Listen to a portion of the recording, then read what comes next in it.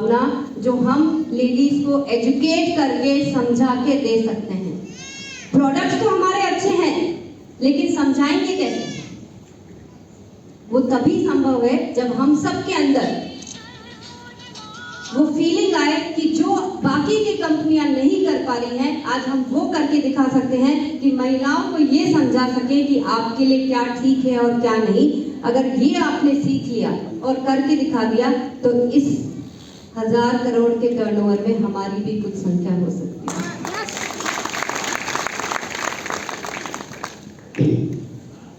मासिक धर्म, मेंस्ट्रुएशन,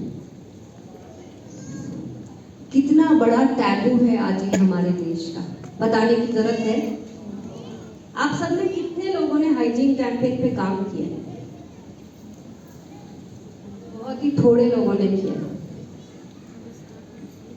मुझे यकीन है कि मेरी बात खत्म होने से पहले यहाँ जितने लोग बैठे हैं उनके मन में एक कहीं ना कहीं एक सोच जरूर उजागर होगी कि हमें भी कुछ तो करना चाहिए। क्या आप जानते हैं हमारा देश सर्विक्स कैंसर के मामले में नंबर 2 पे आता है? जानते हैं? नहीं जानते। सर्विक्स कैंसर कैसे होता है, क्या ये जानते हैं? उसका मेजर कारण है लेडीज की अनहाइजीनिक कंडीशंस। सर्विक्स कैंसर महिलाओं में होता है, इतना पता है ना आप सबको? और ये उन महिलाओं में ज्यादा पाया जाता है जो अनहाइजीनिक कंडीशंस में रहती है। और इसी कारण आप समझ लीजिए कि हमारे देश में ये इतनी बड़ी संख्या में क्यों होता है। अब जरूरत क्या आ रही है हमें और आपको और इन सारे झमेलों में पड़ने की? जरूरत ये आ रही है कि हमारी जिम्मेदारी सिर्फ हमारे घर तक, हमारे परिवार तक, हमारे समाज तक नहीं, बल्कि पूरे देश के प्रति हमारी जिम्मेदारी बनती है कि अगर हमें एक ऐसा हथियार मिला है जिसके माध्यम से हम हमारे देश की तमाम औरतों को ये समझा सकें कि तुम मात्र अपने हाइजीन का ख्याल रखोगी तो तुम अपने जीवन की बहुत सारी बीमारियों से दूर रह सकती हो, तो क्या ऐसा करना चाहिए या नहीं? सुनना चाहेंगे कि इन बातों ने मेरे अंदर ये इतना स्ट्रांगली बिल्ड कर दिया कि अगर हम हाइजीन पे काम नहीं करते हैं तो हमें कुछ और काम करने चाहिए ही नहीं। कुछ वाक्य सुनना चाहेंगे? हिम्मत है सुनने की? क्योंकि मैं बोलने में भी मेरे रोंगटे खड़े हो जाते हैं। तो आप सोच लीजिए कि ऐसी दर्दनाक स्थिति है हमारे देश में। जब हमने इस हाइजीन कैंपेन की शुरुआत करी तो हमारी बहुत सारे महिला और पुरुष साथियों ने इसमें मेरा सहयोग दिया और कुछ ऐसे इत्तेफाक बने कि उन्होंने आदिवासी इलाके जो होते हैं, जो ट्राइबल एरियाज होते हैं, वहाँ पे जाके हाइजीन कैंपेन लगाने की शुरुआत की। क्योंकि आप समझते हैं कि वो लोगों की जो लाइफस्टाइल होती है वो कैसी होती है, उन्हें कोई बेसिक फैसिलिटी भी नहीं मिलती है। तभी कुछ ऐसा हुआ कि एक महिला साथी वहाँ जा रही थी तो उसने एक झोपड़ी सी देखी और उस झोपड़ी के अंदर एक लड़की बैठी थी, लगभग 16-17 साल की लड़की होगी। वहाँ पे ना हवा जाने का कोई रास्ता था, ना रोशनी थी, पक्की फर्श भी नहीं थी।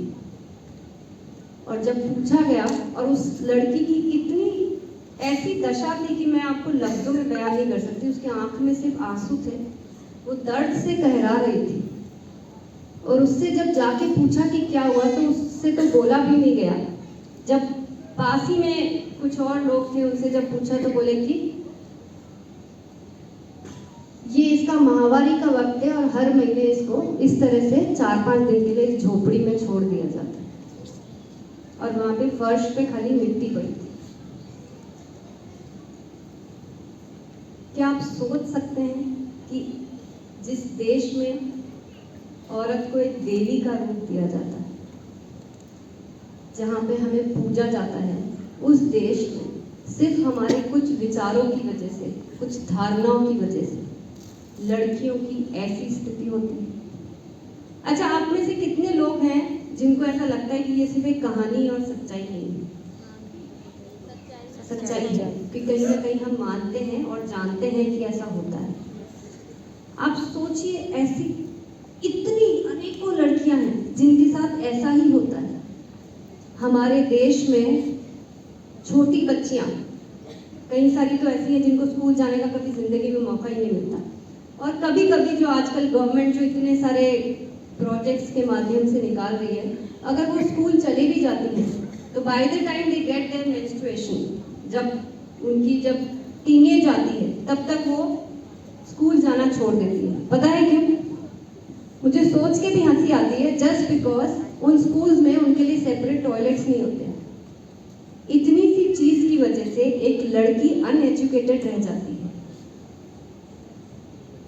आप सोचिए कि ऐसी ऐसी स्थितियां हैं हमारे देश की जहां पे एक लड़की, एक महिला शादी के पहले अपने पिता को नहीं बोल सकती और शादी के बाद अपने पति को नहीं बोल सकती कि वो किस तकलीफ से हर महीने अकेली जूझती है और जिंदगी जूझती ही रहती है। जब तक कोई ऐसी स्थिति ना आ जाए कि उसको हॉस्पिटलाइज करना पड़े, तब तक वो अपने मुंह से उफ भी नहीं निकालती है और बखूबी अपनी सारी घर की जिम्मेदारियां निभाती है। बोलिए, मैं कुछ गलत बोल रही हूँ? बहुत सारे पुरुष